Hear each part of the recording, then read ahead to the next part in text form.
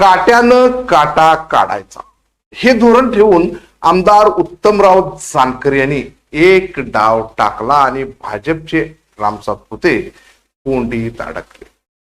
नेमकं काय घडलं आणि उत्तम जानकर यांनी कोणता डाव टाकला हे जाणून घेऊयात. त्याआधी तुम्ही नवीन असाल तर एस प्राईम न्यूज चॅनलला सबस्क्राईब करा आणि त्याआधी बेल आयकॉनचं बटन दाबायला विसरू नका. नमस्कार, मी जाकीर नदाब आणि तुम्ही पाहतात एस प्राईम न्यूज. मागील काही दिवस झाले संपूर्ण सोलापूर जिल्ह्यातील राजकारण विधान परिषद निवडणुकीमुळे ढवळून निघालंय. यामध्ये भाजपकडून साम दाम दंड भेदचा वापर करत विरोधकांना देखील आपल्या तंबूत आणलाय. त्यामुळे विधान परिषदेची निवडणूक भाजपसाठी एकतर्फी असल्याचं सध्या तरी दिसून येत आहे. अशातच सोलापूर जिल्ह्यामध्ये भाजपचा कट्टर विरोधक म्हणून राष्ट्रवादीकडे पाहिले जाते. मात्र याच पक्षाचे आमदार उत्तमराव जानकर, आमदार अभिजित पाटील आणि करमाळ्याचे आमदार नारायण आबा पाटील या तीन आमदारांनी वेगळी भूमिका घेत भाजपला उघड मदत केल्याचं दिसून येत आहे. त्यामुळे जिल्ह्यातील राजकीय परिस्थिती पाहिली तर राष्ट्रवादीचे आमदार हे फुटीच्या मार्गावर आहेत का?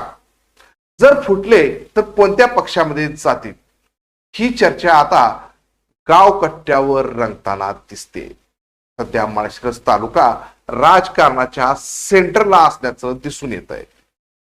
याच माळशिरस मध्ये विद्यमान आमदार उत्तम जानकर आणि भाजपचे माजी आमदार राम सातपुते यांच्यामध्ये मागील अनेक दिवसापासून कडवा विरोध सुरू असल्याचं दिसून येत आहे.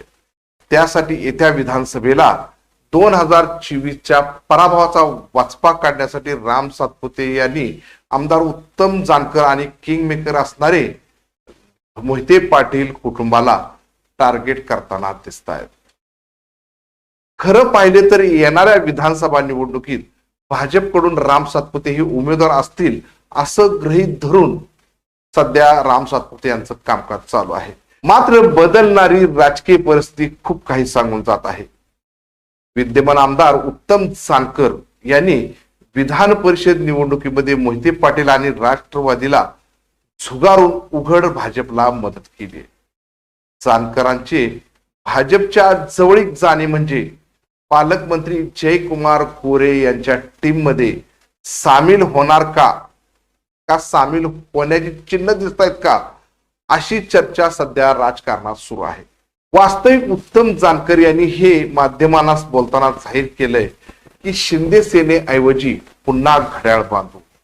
त्यामुळे आमदार उत्तम जानकर हे जर अचानक भाजपमध्ये आल्यास राम सातपुते यांचा पत्ता कट होऊ शकतो. खासदार धैर्यशील मोहिते पाटील हे देखील शिवसेनेच्या संपर्कात असल्याच्या चर्चा सध्या सुरू आहेत.